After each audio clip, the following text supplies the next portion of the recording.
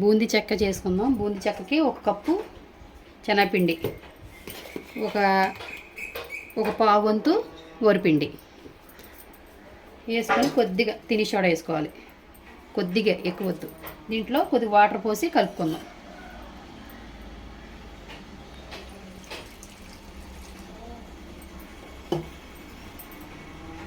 బాగా కలుపుకుందాం.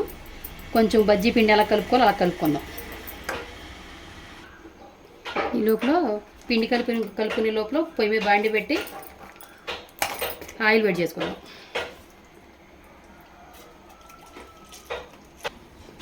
ఆయిల్ వీటెక్కింది. పిండి ఇలా కలుపుకుంటే సరిపోద్ది. ఈ జారే సరిపోద్ది. మరి నీళ్ళకి కలుపుకుంటే నూనె లాగేస్తుంది. ఈ జారు సరిపోద్ది. ఇలా కలుపుకోండి కరెక్ట్గా. ఇలా బెజ్జల గరిటె ఏమైనా ఉంటే తీసుకొని ఒక గట్టి పిండి వేసుకొని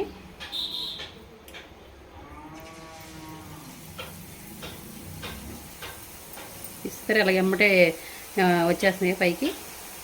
కరెక్ట్గా నూనె కూడా బాగా వీటెక్కింది. బాగా ఎక్కువ పోసుకున్నా ఇరకాటంగా ఉండి అంటుకుపోతాయి. ఒక గట్టి వేసుకోండి సరిపోద్ది.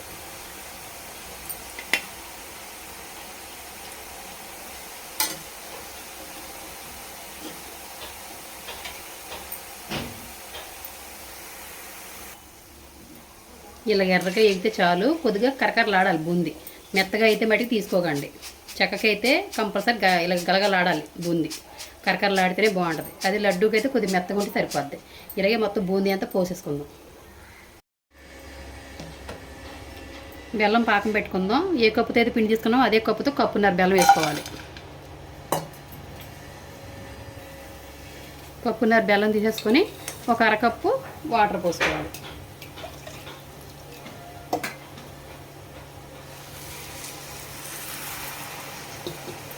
బాగా కరనిద్దాం. దీంట్లో కొద్దిగా విలాచి వేసుకుందాం. మెత్తగా పొడి చేయవసరం లేదు. కొంచెం ముక్కలు చేసి వేసేయండి. కొద్దిగా ఫ్లేవర్ బాగుంటుంది. ఇందులోనే కొద్దిగా నెయ్యి వేసుకుందాం. నెయ్యి వేసుకుంటే కమ్మగా ఉంటుంది. వేసుకొని కొద్ది దగ్గరికి వచ్చాక పాకం వచ్చిందో లేదో చూద్దాం.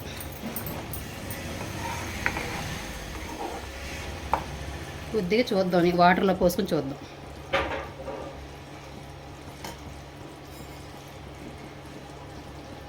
కొద్దిగా రావాలి. ఇంకా ఉండకడుతుంది కానీ ఇంకా కొంచెం రావాలి. ఇలా కాకుండా కొంచెం ఇంకా దగ్గరికి రావాలి. ఈ లోపల ఒక ప్లేట్కి కొద్దిగా ఆయిల్ అది రాసుకొని ఉంచుకోండి. ఎందుకంటే ఈ చెక్క అలా పోసేసి ఏదైనా గ్లాస్కి కొద్దిగా ఆయిల్ రాసుకొని సాఫ్ట్గా చేసేసి ఒక గంట పాటు వదిలేసామనుకో బాగా ఆరి చెక్కల్లా చక్కగా కోసుకుంటే బాగా వస్తాయి. ఆయిల్ కంపల్సరీ రాసుకొని వదిలేయండి ప్లేట్కి. పాకం చూద్దాం.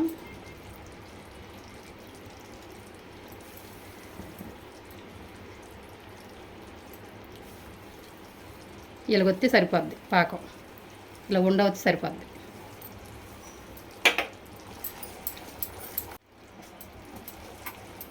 పాకం వచ్చింది కదా. బూందీ కొద్ది పోసుకోండి. కొద్ది పోసుకొని కలుపుకుంటా వేసుకోండి. ఏమన్నా కొద్దిగా పిండి బెల్లం మంచిది కాకపోయిందనుకో కొద్దిగా పాకం తక్కువ వస్తుంది. అప్పుడు బూందీ మిగిలిపోద్ది. అలా మిగలకుండా చూసుకొని వేసుకోండి. ఒకసారి వంపేయకుండా కొద్ది పడద్ది. ఇంకా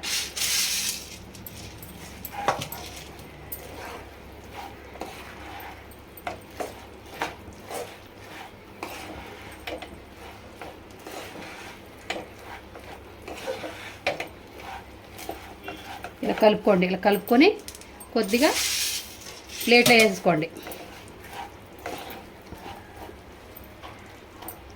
ఇలా ఆయిల్ రాసుకున్న ప్లేట్లోకి వంపేసుకోండి. అలాగ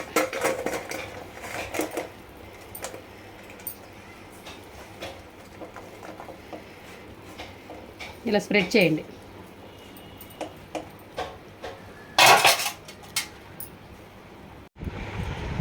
పోసాక కొద్దిగా చల్లారాక కొద్దిగా ఘాట్లు పెట్టుకోండి. ఇలా ఘాట్లు పెట్టుకుంటే చల్లారాక కొద్దిగా పోసుకోండి.